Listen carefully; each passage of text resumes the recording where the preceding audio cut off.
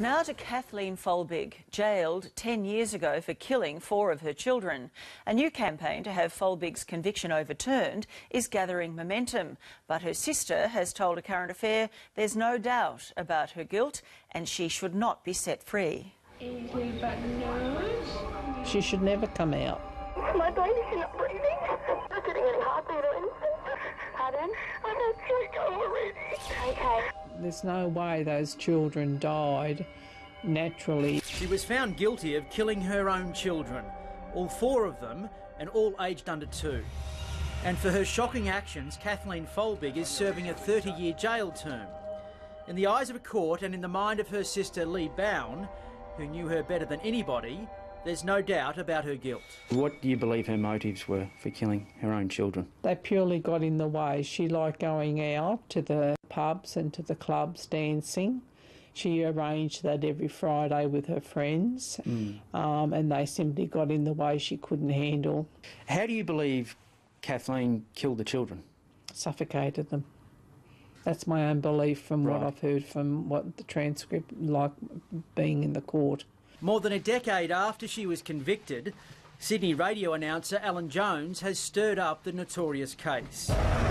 He described the 45-year-old in a Sunday newspaper as courageous, adding that he believes she's innocent. She will use him to get what she wants, and he will never ever get the absolute truth from Kathy because she's just such a compulsive liar.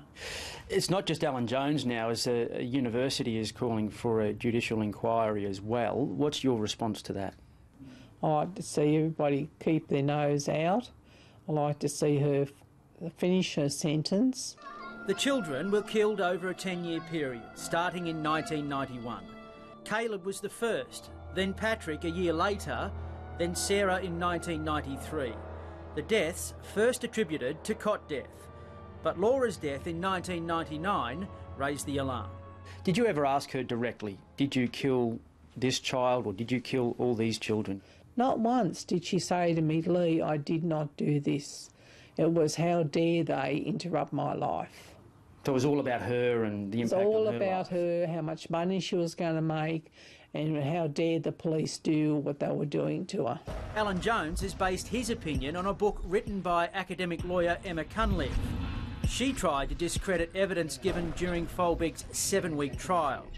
She explained to 60 Minutes why she thought Folbigg was innocent. The picture the jury had was a picture of medical science which was much more consensus-based around the proposition that repeat sudden infant death in a single family pointed in the direction of murder. Jones says he recently visited Folbigg at her New South Wales jail before making his judgment. And today, Lee Bown told A Current Affair from Melbourne that she believed Jones had been manipulated by Folbigg. Is she cunning? Very cunning. She'll look you straight in the eye and lie to you without blinking. Has Alan Jones ever contacted you to ask your side of the story in relation to Kathleen? No, he hasn't.